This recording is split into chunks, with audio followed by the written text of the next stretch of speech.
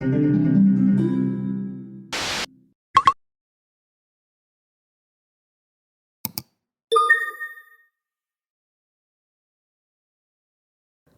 說早排最強越南包影片播出之後，有啲觀眾朋友呢就真係去咗 Jane and Finch 嗰間冠軍店嗰度試下有佢哋嘅出品啦。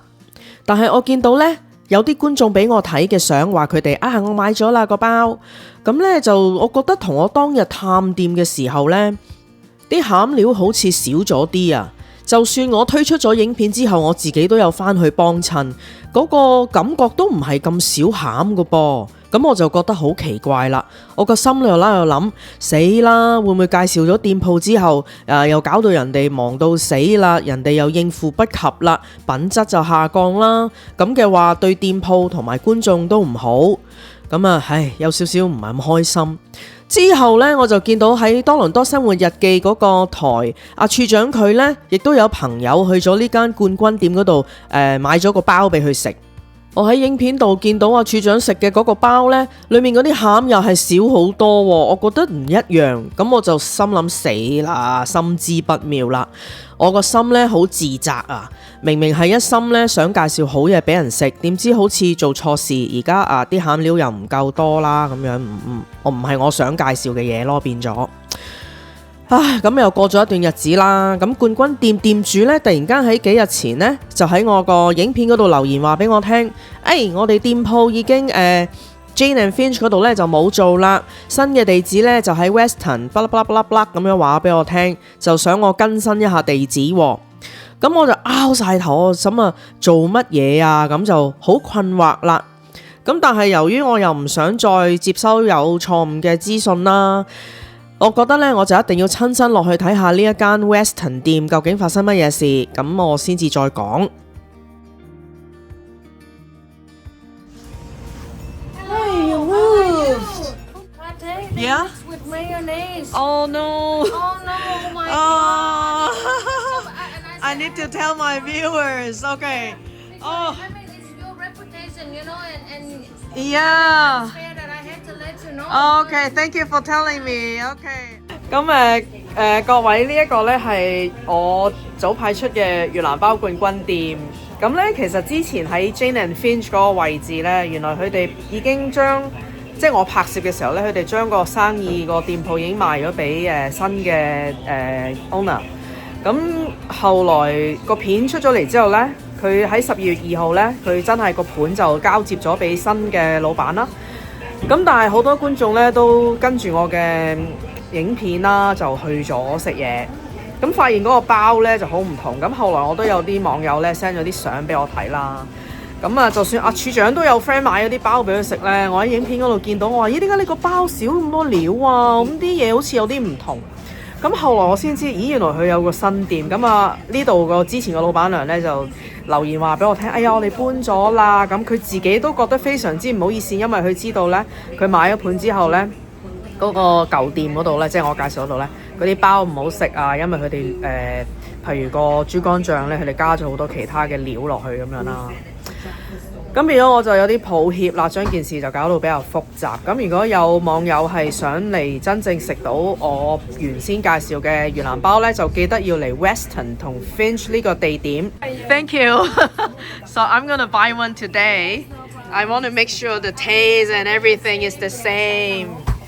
And I have another TikToker guy. I informed him too. Oh. Last time he called me. 呢度嘅老闆娘係好好嘅，佢以前個品質呢，佢要保持嘅。咁間新店呢，佢買咗盤之後呢，佢呢啲醬呢，佢知道新店呢就 mix with 好多嘢呢，佢都自己覺得唔好啊，佢感到好抱歉啊。即係如果我哋有啲觀眾去到嗰間鋪頭買到嗰隻包呢，我都覺得好抱歉，唔好意思嚇各位。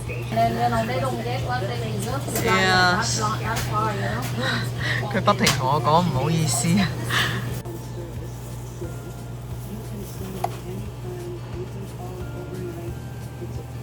好啦，咁老闆娘終於做咗包俾我，咁我就得到2條，一個係cold cut 嘅，即係 assorted 啦，另一個係豬皮碎。咁佢都知道我中意食呢2隻啦，咁我而家開俾大家睇下。咁佢話佢無論邊個嚟呢，佢都係咁做噶啦，唔係因為我去俾多啲料，佢根本係唔識我嘅。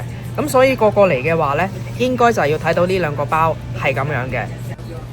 呢個係豬皮包，一打開你睇下又係爆餡啦，真係 exactly 之前我講嗰隻啦。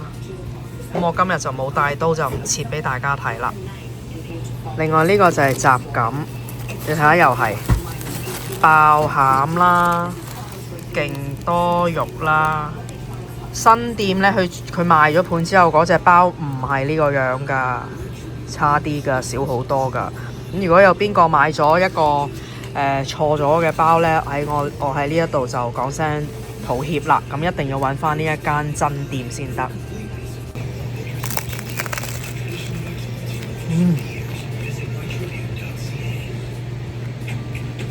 This is a very nice lady, the owner of the shop, and she's very shy, but she wants to thank every viewer who try her sandwich and appreciate her work. Yes, I really appreciate your time and your viewer and all your viewers. They are very, very nice.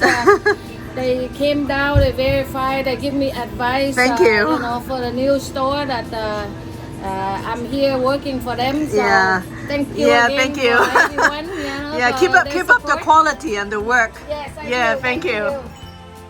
證實咗冠軍老闆娘而家喺 Weston 嗰個地址之後，我就翻去原先我探店嗰一度望下，發現啲人都唔同晒啦。首先佢其實個名已經改咗啦，不過佢未改佢個招牌，即係門面呢都仲係舊鋪個名。而且我仲知道呢，冠軍老闆娘喺 Weston 店嗰度呢，佢一向做開買5送1，而呢一間 Jane and Finch 嘅店呢，就只係做到買10送1咋。咁佢嗰個麵包睇落就相似嘅，個料呢亦都唔少嘅，但係望落去呢，佢個豬肝醬的確係落咗好多 mayonnaise 去溝稀佢，或者佢想做滑啲，咁可能就係咁樣有分別啦。好食嗰間係有呢一個噶，咁就好明顯就係有啲分別啦。咁同埋佢呢就冇落嗰啲炒香咗、讚咗油嘅香葱啊，或者係非常少啦。咁而舊嘅嗰間呢係有㗎，嗱喺呢度好多㗎，咁係的而且確有分別啦。